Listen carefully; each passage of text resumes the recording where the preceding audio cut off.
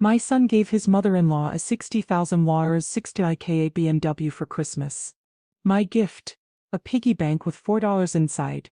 I just smiled and went home. The next morning I left them a Christmas gift on their doorstep that made his wife scream non-stop. Before we continue, I just want to say thank you for taking the time to hear my story. If you're comfortable, let me know where you're listening from, and what time it is where you are. Now let me tell you my story. My life was a monument to sacrifice. Built brick by brick with the mortar of exhaustion. For 20 years after my husband Michael was taken from this world by a sickness that came on swift and cruel, I became a creature of perpetual motion. I was a custodian, a waitress and a stock clerk. A trinity of thankless invisible jobs that blurred into one long grueling shift. My days began before dawn in the echoing empty hallways of a downtown office building. The scent of industrial cleaner a harsh substitute for morning coffee. I would scrub the floors that had been scuffed by the expensive shoes of people who never knew my name. My own reflection a tired, fleeting ghost in the polished marble. From there I would rush to the corner diner, tying on a stained apron to spend 8 hours on my feet, serving plates of greasy eggs and lukewarm coffee to hurried, impatient customers, their small tips the difference between paying the electric bill and letting it slide for another week. My nights were spent under the harsh fluorescent glare of a 24-hour supermarket, my body aching as I lifted heavy boxes and stocked shelves with a mind-numbing repetition that was both a curse and a strange, quiet blessing. It was a life lived in the margins, a life of sore feet, an aching back, and the constant gnawing anxiety of a budget stretched to its breaking point. But I did it all for one reason, one single brilliant purpose that made all the sacrifice worthwhile. My son Dave, he was my masterpiece. The beautiful, intelligent boy I was determined to launch into a world that would never demand of him the sacrifices it had demanded of me. I funneled every spare dollar, every ounce of my depleted energy, into his education, into his future. I was building a rocket, and I was willing to be the fuel, to be utterly consumed, just to see him reach the stars. And he did. He soared. He went to college, then to law school, and he became a man of power and influence. A world away from the greasy spoons and dusty stockrooms of my own life. The pride I felt was a fierce, burning sun in my heart, a light so bright it blinded me to the slow, subtle and terrible changes that his ascent was working upon his soul. The disconnect between our worlds was a chasm that had been widening for years, a slow geological drift that had finally left us on opposite continents. I now lived in a small, government-subsidized senior apartment, a place of quiet, Spartan neatness that was both a blessing of affordability and a constant, stark reminder of my own modest station. My son David lived in a world I only saw in magazines. A world of glass houses, corporate jets and a beautiful, terrifyingly sophisticated wife named Vanessa Harrington. Her family, the Harringtons, were a dynasty, a name synonymous with old money and unshakable social standing. The phone calls from David were the primary evidence of this growing distance. They were brief, scheduled and always felt like an item being checked off a very long to-do list. "Hi Mom," his voice would say, always a little too loud, the background noise a symphony of his important life. The chatter of a busy airport lounge, the hum of a conference call, the clinking of glasses at some exclusive restaurant. He would ask how I was, but the question was a formality, a conversational placeholder before he launched into a breathless monologue about his own life. A big case he was working on. A new promotion, a trip he and Vanessa were planning. I would listen, my heart a painful mixture of pride and a deep aching loneliness. He was my son, but he was becoming a stranger, a man whose language I no longer spoke. The invitation to his mother-in-law's annual Christmas Eve party was delivered in just such a call. He had been talking for 10 minutes about a new merger his firm was handling. The details a meaningless jumble of financial jargon to me. Then he'd paused and I heard him take a sip of something, the clink of ice against glass. "Oh," he said, the word an afterthought. "By the way, Camilla's Christmas Eve thing is next week. You should come." The invitation, if one could call it that, hung in the air, heavy with a sense of obligation. It was not a heartfelt request, it was a social duty he was reluctantly performing. "It's black tie, so you'll need to find something to wear," he added, his voice trailing off. And in that small, hesitant phrase, I heard the entirety of his embarrassment. He was ashamed of me, of my simple working-class life. A life that did not include a closet full of black tie-appropriate gowns. "Of course, dear," I said, my own voice betraying none of the sudden sharp pain his words had inflicted. "That sounds lovely. I wouldn't miss it." I knew my attendance was not for my own enjoyment. It was a command performance. I was a piece of his old life that had to be occasionally and briefly put on display, a living testament to the incredible distance he had traveled. The call ended, as it always did, with a rushed "love you mom, gotta run," and then the click of a disconnected line, a sound that had become the punctuation mark of our modern relationship. I sat there in the quiet of my small apartment, the silence he had left behind a heavy, suffocating blanket. The son I had sacrificed everything for was a great man, but I was beginning to fear that in the process of becoming great, he had forgotten how to be good. The secret was a ghost, a specter from a forgotten past that had been sleeping in a small locked box in my closet for over 30 years. Its discovery had been a pure, unadulterated accident, a strange twist of fate in a life that was otherwise defined by the relentless, grinding predictability of hard labor. In my early 30s, when David was just a boy, one of my 3 jobs had been as a night cleaner for the county records building. It was a lonely, silent job, a world of echoing marble hallways, and the dusty, sweet smell of decaying paper. My task was to empty the trash, to mop the floors, to erase the traces of the day's bureaucracy. One night, in a forgotten subterranean storage room, a place of overflowing filing cabinets and mountains of old, forgotten files, I was tasked with clearing out a series of boxes marked for shredding. They were ancient, crumbling cardboard containers filled with decades-old adoption and birth records, their confidentiality long since expired. As I was dumping the contents of one of these boxes into a large canvas disposal bin, a single brittle, yellowed file folder slid out and fell to the floor, spilling its contents. I knelt to gather the scattered papers, my hands tired, my mind already focused on the next floor I had to clean. But as I picked them up, a name on one of the documents caught my eye. The name was Harrington. It was the name of one of the city's most prominent old money families, a name I had seen in the society pages of the newspapers I used to clean up in the executive offices. My curiosity, a quality I had thought long since extinguished by exhaustion, was piqued. I sat there, on the cold, dusty concrete floor, and I read the story of a life that had been deliberately erased. The file was for a baby girl, born 60 years ago in the charity ward of the old county hospital. The birth mother was a 16-year-old girl from a poor rural family, a girl with no prospects and no name of her own. The father was not listed. The baby had been immediately and anonymously given up for adoption. A few pages later, there was the official adoption decree. The baby had been adopted by a wealthy, childless couple, the Harringtons. They had named their new daughter Camilla. It was a simple, and not uncommon story of poverty and privilege, of a secret shame being quietly scrubbed clean by the power of money. But as I read further, I found a small, almost hidden detail, a later addendum to the file, a formal request from the Harrington family's lawyers to have the original birth records sealed, and then, after the legally required waiting period, destroyed. They were not just adopting a child, they were erasing her history. They were building a new life for her on a foundation of a carefully constructed lie. It was in that moment, in the dusty, silent basement of the records building, that I felt a strange and powerful kinship with that long-ago teenage girl,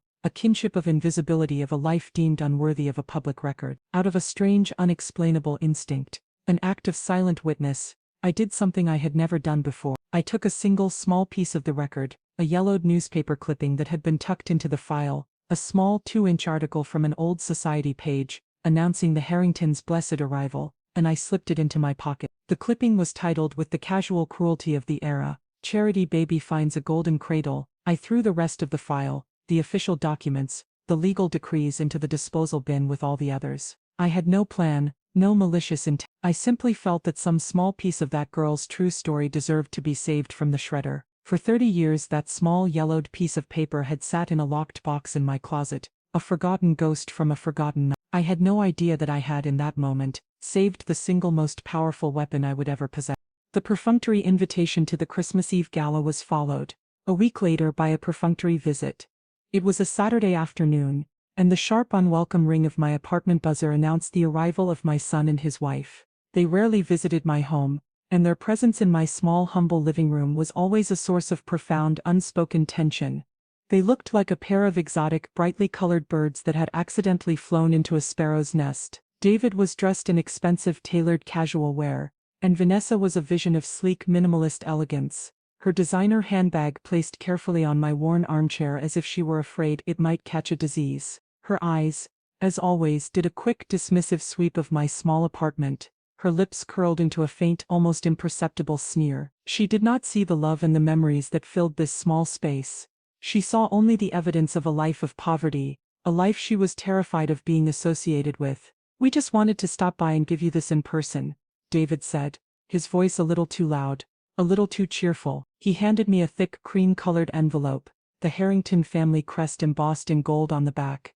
It was the official invitation, a piece of paper that had probably cost more than my weekly grocery budget. "It's going to be a wonderful party, Mom," he continued, avoiding my eyes. "Everyone is going to be there."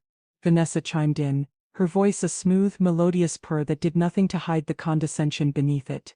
"We just want to make sure you're comfortable, Brenda. It's a very formal affair. Do you have something appropriate to wear?" The question was a perfectly aimed dart, designed to highlight my poverty, to remind me that I did not belong in their world. I thought of the simple dark blue dress I had bought for my husband's funeral, the nicest thing I own. "I have a dress that will be just fine, thank you, Vanessa," I said, my voice quiet but firm. They didn't stay long. Their discomfort in my small, simple world was a palpable thing. They talked endlessly about the party, about the caterers, the orchestra, the ice sculpture, and they talked about the gift exchange, the centerpiece of the evening's festivities. "You should see what we got for my mother," Vanessa said, her eyes glittering with a cruel, competitive excitement. "It's just a little something, but I think she'll be thrilled." David looked at me then, a strange, almost guilty look on his face. "And we got you something too, Mom," he said, his voice dropping slightly. "Just a little something to show our appreciation for everything you do." He was a bad liar. I could see the shame in his eyes, the conflict, the weakness that had allowed him to be so completely consumed by his wife's world of casual cruelty. They left as quickly as they had arrived, a whirlwind of expensive perfume and hollow promises, leaving me alone in the quiet of my apartment, with their ridiculous, insulting invitation. I knew then that the gift they had for me would not be a gift of love. It would be a statement, another calculated act of humiliation, and I knew with a mother's weary, heartbroken certainty that my son would be the one to deliver the blow. In the week leading up to the party, I was consumed not by the thought of their gift to me but by the thought of my gift to my son. What do you give to a man who has everything? A man who has forgotten the value of anything that cannot be bought. My pension check had just arrived, and after paying my bills I was left with a meager $100 to last the rest of the month. It was not enough for a new watch or an expensive bottle of cologne. It was not enough for anything that would register as a gift in the world he now inhabited. So I decided to give him the only thing I had left of value, a memory. I spent an entire afternoon searching the dusty, forgotten shelves of antique shops and thrift stores, my heart filled with a quiet, specific mission. And then in a small, cluttered shop on the other side of town I found it. It was a small ceramic piggy bank, shaped like a cheerful, cartoonish pig, almost identical to the one I had bought for him when he was 5 years old. I remembered the day I had given it to him, his small face alight with a pure, uncomplicated joy. I remembered how we had sat together at the kitchen table, and I had shown him how to drop the first shiny quarter into the small slot on its back. I had told him that every big dream starts with a small saving, that the future is built not with grand gestures, but with the patient, steady accumulation of small, consistent efforts. It was a lesson my own parents had taught me, a lesson of thrift, of patience, of the quiet dignity of building a life with your own 2 hands. He had loved that piggy bank. He had filled it with pennies and dimes, and every Sunday we would sit and count his growing fortune, his eyes wide with a sense of accomplishment. It was a symbol of his first lesson in the value of money, a lesson that now in his world of multi-million-dollar mergers and extravagant, thoughtless spending, seemed to have been completely and tragically forgotten. I bought the old piggy bank for $5. It was a perfect if slightly chipped replica of his childhood. I took it home and cleaned it carefully, its cheerful painted smile seeming to mock the sadness in my own heart. And then I prepared the final, most important part of the gift. I went to the bank and I withdrew $4, asking for them in the crispest, newest $1 bills the teller could find. I folded each one carefully and slipped it through the small slot in the pig's back. $4, one for each decade of his life. It was not a gift of wealth, it was a gift of memory. It was a gift of love. It was a quiet, desperate attempt to remind my son of the boy he used to be, of the values I had tried so hard to instill in him. It was a small, fragile vessel carrying the entirety of my hopes for his soul. I wrapped the piggy bank in simple brown paper and tied it with a piece of twine. It was a humble gift, a gift that I knew would look pathetic and insignificant next to the extravagant offerings of the Harrington clan. But it was a gift that was honest, a gift that was true, a gift that came from the very deepest part of my own weary but still loving heart. The Harrington mansion was not a home. It was a fortress of wealth, a sprawling monument to a life lived on a scale I could barely comprehend. A long winding driveway, lined with perfectly manicured trees wrapped in twinkling white lights, led to a grand columned entrance. Valets in crisp uniforms were whisking away a seemingly endless stream of luxury cars, their engines purring with a quiet, expensive power. I arrived in a city bus, the final stop a half-mile from their gated community. I walked the final stretch, my simple cloth coat pulled tight against the crisp December air, my small brown paper-wrapped gift clutched in my hand. I felt like a character from a different story who had accidentally wandered onto the wrong set. The moment I stepped inside, I was hit by a wave of sensory overload. The sound of a live orchestra playing cheerful Christmas music, the sight of a towering Christmas tree dripping with crystal ornaments, the scent of pine and expensive perfume, and the overwhelming intimidating roar of 100 loud confident conversations. I was immediately and profoundly invisible. The guests, a glittering sea of couture gowns and bespoke tuxedos, looked through me as if I were a ghost. I was a small, quiet, gray sparrow that had accidentally flown into a cage of exotic, brightly colored peacocks. I finally spotted my son, David, across the grand ballroom. He was standing with a group of older, powerful-looking men, a glass of champagne in his hand, laughing at some joke. He looked like a king in his own right, his tuxedo perfectly tailored, his smile confident and easy. He looked in that moment like he had been born into this world, not like he had been raised in a small 2-bedroom apartment by a mother who had worked 3 jobs to keep food on the table. He did not see me. I made my way through the crowd, feeling a growing sense of dread, the small humble gift in my hand now feeling like a lead weight. Finally, I was close enough to catch his eye. For a fleeting second I saw a flicker of something in his expression, surprise, and then a subtle, almost imperceptible wave of annoyance. My presence was an inconvenience, an unwelcome reminder of a past he was so desperate to escape. He excused himself from his group, and came over to me, his smile a tight, forced performance. "Mom," he said, his voice a low, hurried whisper. "You made it." He gave me a quick, awkward one-armed hug, his body stiff, his eyes already scanning the room for his wife. It was the hug of a stranger, a social obligation to be dispensed with as quickly as possible.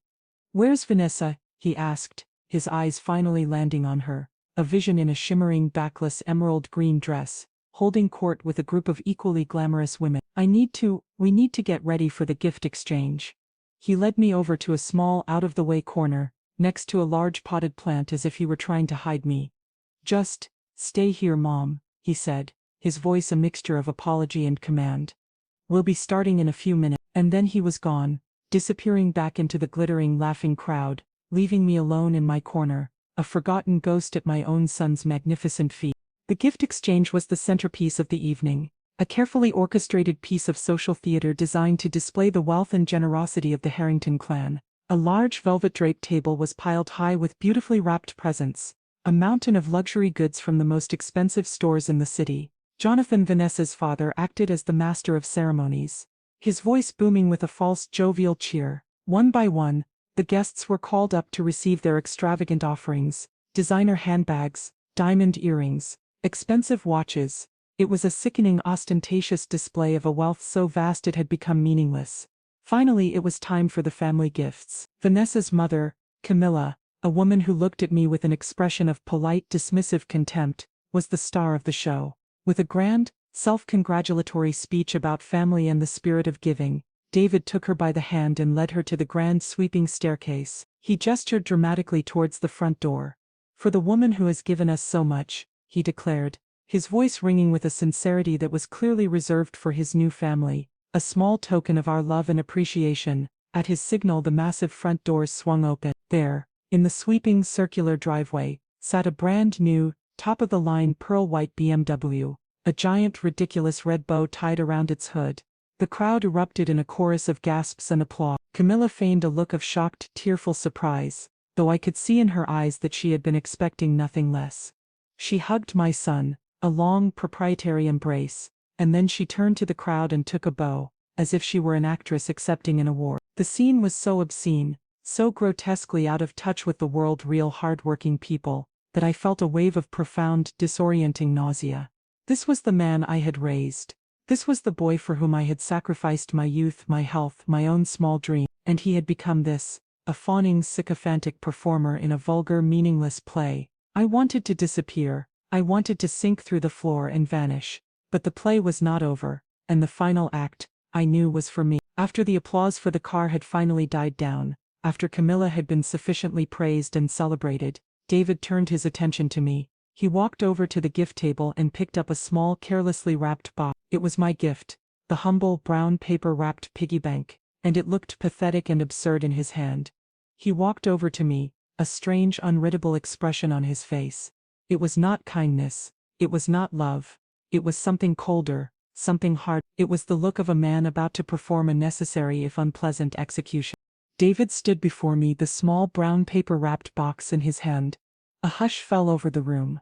The guests, their faces still flushed with the excitement of the $60,000 car, now turned their attention to me, their expressions a mixture of curiosity and condescending pity. They were about to witness the other side of the coin, the perfunctory obligatory gift to the poor relation. It was all part of the drama, the satisfying contrast between the deserving and the merely tolerated. My son's face was a cool, distant mask. The warm, loving boy I had raised was completely gone, replaced by this cold, hard stranger, a man who looked at his own mother with the dispassionate eye of a business rival. He handed me the small, carelessly wrapped box. It was not my gift to him. It was a different box, wrapped in cheap, festive paper. My own humble offering was still on the gift table, forgotten and ignored. I looked at him confused. "This isn't," I started to say. "Just open it, Mom," he said, his voice flat. His eyes flickered towards Vanessa, who was watching us with a small, tight, cruel smile on her face. This was her idea. I knew it instantly. This was a performance, and she was the director. My hands trembled slightly as I unwrapped the box. Inside, nestled in a bed of tissue paper, was a small ceramic piggy bank, almost identical to the one I had bought for him. But this one was new and cheap, the kind you might win at a carnival. It felt light and hollow in my hand. And then I saw the 4 $1 bills, tucked sloppily into the slot on its back. The symbolism was not lost on me. It was a mockery of my own intended gift, a twisted, cruel parody of the memory I had so lovingly tried to evoke. And then, my son delivered the killing blow. His voice, loud enough for everyone in the silent watching room to hear, was filled with a chilling, patronizing condescension. "Just a little something, so you can remember the value of saving, Mom," he said. The line was met with a ripple of muffled, cruel laughter from Vanessa, Camilla and their circle of friends. It was a perfect self-contained act of public humiliation. He had taken my deepest values, the values of hard work, of thrift, of patient saving, and he had turned them into a weapon against me. He had branded me in front of this entire room of wealthy strangers as a poor, financially illiterate old woman who needed to be taught a lesson by her successful, magnanimous son. The shame was a physical thing, a hot, searing wave that washed over me, making my face burn and my vision swim. I looked at my son, at his cold, handsome face, and I saw a stranger, a man whose soul had been so completely corrupted by the hollow, glittering world he had chosen, that he was no longer capable of even recognizing his own cruelty. In that moment, as the sound of their soft, cruel laughter echoed in the vast, silent ballroom, something inside me broke. But it was not my spirit. It was the last fragile chain of maternal obligation that had kept me bound to him for all these years. The deep, aching hurt that had been my constant companion was suddenly blessedly gone, replaced by a profound and strangely liberating sense of cold, clear and absolute detachment. I looked at my son, at the laughing, contemptuous faces of his new family, and I felt nothing but a distant, analytical pity for their small, impoverished souls. I did not cry. I did not rage. I did not give them the satisfaction of a single visible crack in my composure. I looked down at the pathetic little piggy bank in my hands, and then I looked up at my son, and I smiled. It was not a warm smile. It was not a forgiving smile. It was a small, sad, and deeply unsettling smile. A smile that held the weight of 20 years of sacrifice and a single devastating secret. "Thank you, David," I said, my voice perfectly calm, perfectly even. "It's a gift I'll never forget." The quiet, unshakable dignity of my response was not what they had expected. The laughter died in their throats, replaced by a new, uncertain silence. My lack of a reaction, my refusal to play the part of the weeping, humiliated victim, had unnerved them. It had subtly, almost imperceptibly shifted the balance of power in the room. I had not taken their bait. I held the piggy bank for a moment longer. Then I placed it gently on a nearby table, as if it were a piece of evidence I was submitting to an unseen jury. "If you'll excuse me," I said, my voice still quiet, my gaze sweeping over their confused, unsettled faces. "I'm feeling a little tired. I think I'll head home." I wished them all a Merry Christmas, my voice as serene as a winter morning, and then I turned and walked away. I did not walk quickly. I did not flee. I walked with the slow, deliberate grace of a woman who was in complete and total control of herself. I could feel their eyes on my back, 100 pairs of eyes filled with a new, dawning sense of confusion and unease. I had not played my part. I had broken the script, and in doing so I had left them in a state of profound and deeply satisfying moral disequilibrium. I had just declared a war they had no idea was coming. I went home to the quiet, blessed solitude of my small apartment. The deep, searing hurt from the public humiliation was a physical ache in my chest, but beneath it a new, cold and methodical sense of purpose was beginning to form. They had treated me as if I were nothing, a piece of dust to be swept away. They had mocked my poverty, a poverty I had endured for their sake. And they had done it on Christmas Eve, a night that was supposed to be a celebration of love and family. The sheer, breathtaking cruelty of it had severed the last fraying thread of my maternal patience. The time for quiet, dignified suffering was over. The time for a reckoning had begun. I walked to my bedroom and opened the closet. On the top shelf behind a stack of old photo albums was a small locked metal box. It was my box of memories, the keeper of the few precious things I had left of my life with Michael, and the life I had before that. I took it down, the cold metal a familiar weight in my hands. I sat on my bed and opened it with a small antique key. Inside were old letters, faded photographs, and a small velvet pouch containing my wedding ring.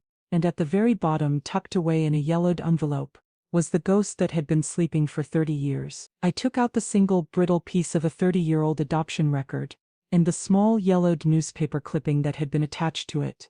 I smoothed them out on my bedspread, the aged paper crinkling under my touch. "Charity Baby Finds a Golden Cradle." The headline was a masterpiece of cruel cosmic irony. Camilla Harrington, the proud, arrogant matriarch who had laughed at my poverty, had started her life as a nameless, abandoned infant in a charity ward, a secret so deep and so dark that it had been systematically erased from the public record. For 30 years I had kept this secret, not as a weapon but as a strange, sad piece of a forgotten story. I had never intended to use it, but they, in their arrogance, in their cruelty, had just given me a reason.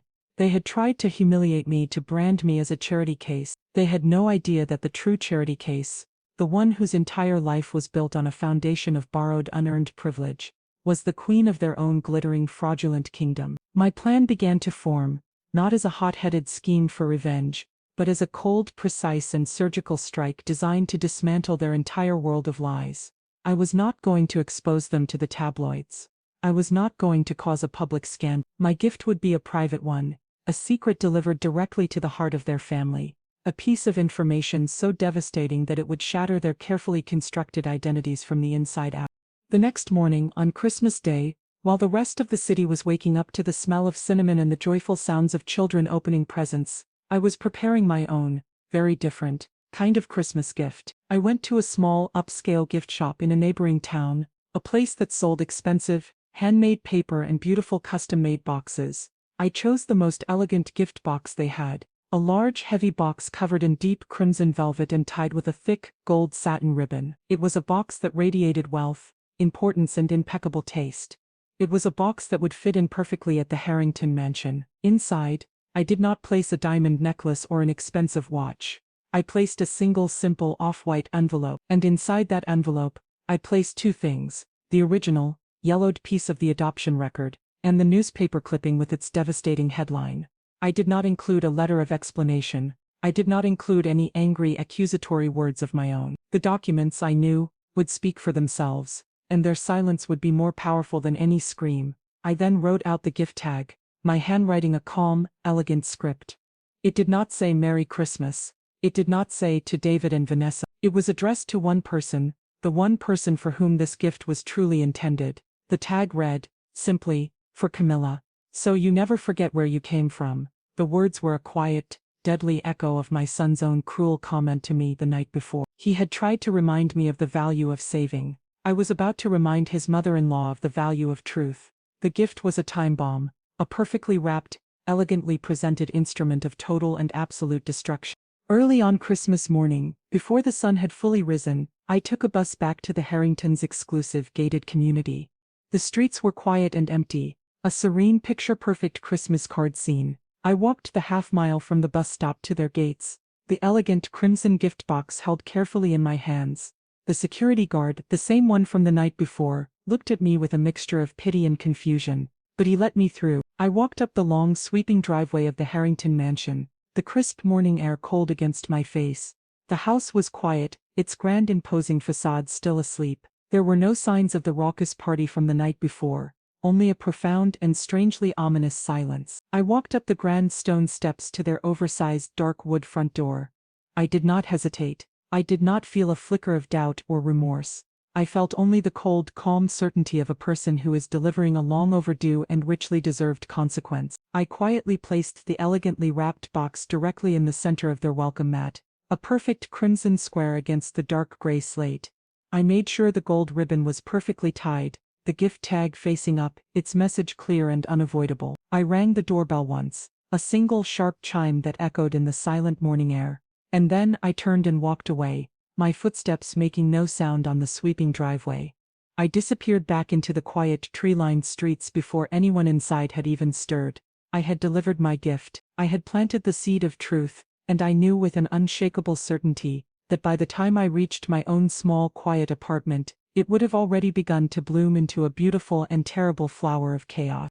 The scene inside the Harrington mansion, as I later pieced it together from the fallout, was one of hungover self-congratulatory lethargy. The family after their triumphant party was gathered in the grand two-story living room, a sea of discarded wrapping paper and empty champagne glasses around them. They were basking in the afterglow of their own social success.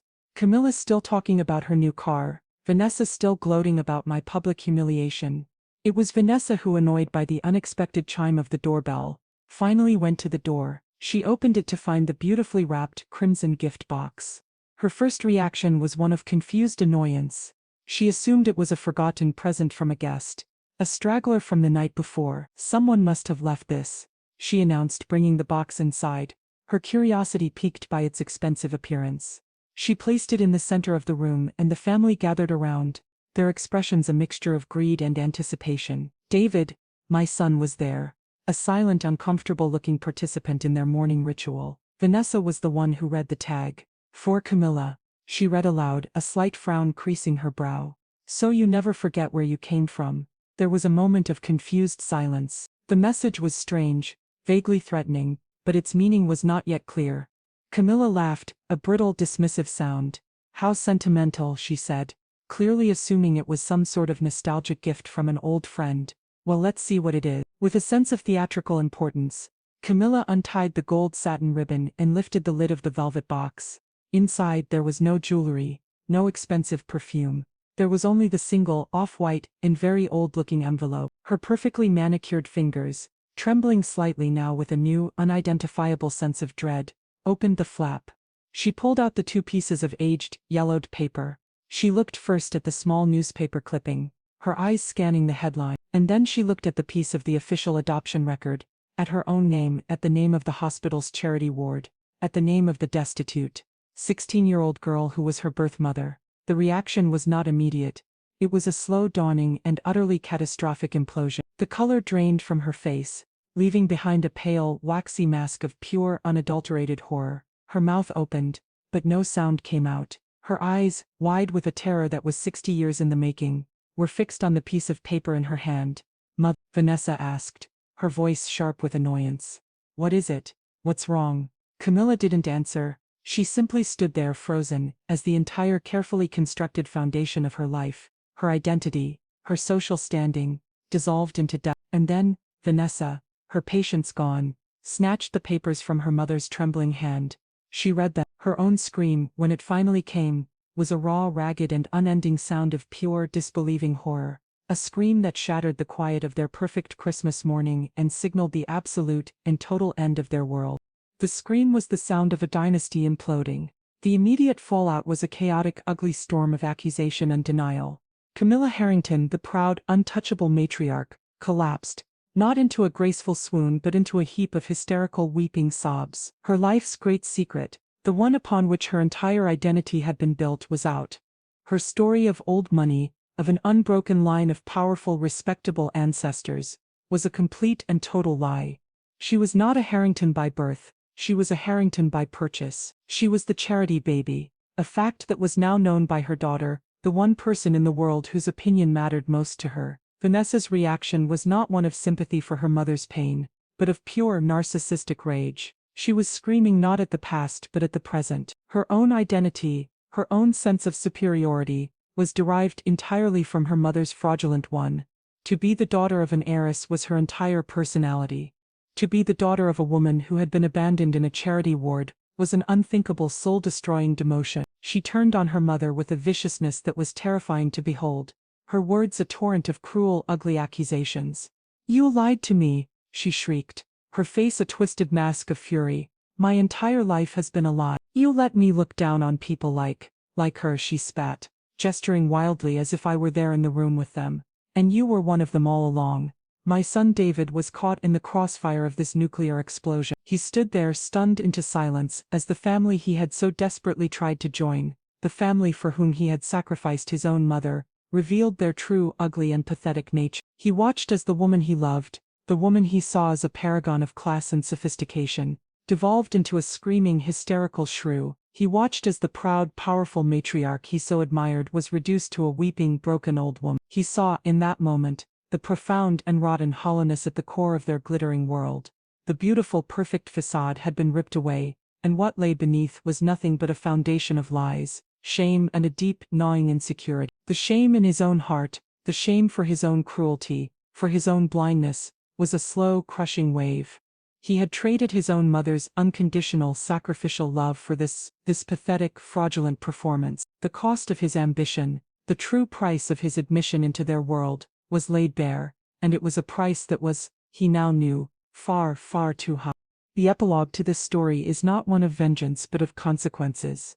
The Harrington family, without the unifying lie of their prestigious ancestry, fractured and fell apart. The carefully constructed image that had been the source of all their social standing was shattered, and with it their power, their friends, their connections, the entire shallow world they had built, all fell away, repelled by the stench of their newly exposed and very public hypocrisy. David and Vanessa's marriage, a union built not on love but on a shared desperate social ambition, did not survive the blast. They separated within a month, the beautiful cold glass house of their life together shattered into a million irreparable pieces. It was months later when David finally came to me. He did not call, he simply appeared at the door of my small, quiet apartment one rainy Tuesday afternoon. He looked older and tired, the arrogant, confident swagger completely gone, replaced by a quiet, profound and deeply weary sadness. He did not bring excuses, he did not bring gifts, he brought only a single tearful and heartfelt apology. We sat for hours in my small living room, and for the first time in years, we truly talked. He told me of his shame, of his regret, of the slow, insidious way he had allowed their world of money and status to poison his own soul. I did not offer him easy forgiveness. The wounds he had inflicted were too deep for that, but I did offer him a cup of tea. It was a small, simple gesture, a fragile, uncertain first step on the long, difficult road to a new kind of relationship, a relationship built not on obligation or guilt, but on the hard, painful and beautiful ground of the truth. My true victory was not the destruction of the Harringtons' reputation, nor was it the pain I had caused. It was this single, quiet moment. It was the return of my son, a broken, humbled man, who was, perhaps for the first time, ready to learn the true value of a mother's love. The piggy bank was a lesson after all, but it was not for me, it was for him, and it had cost him everything to finally understand its worth. Thanks for listening. Don't forget to subscribe and feel free to share your story in the comments. Your voice matters.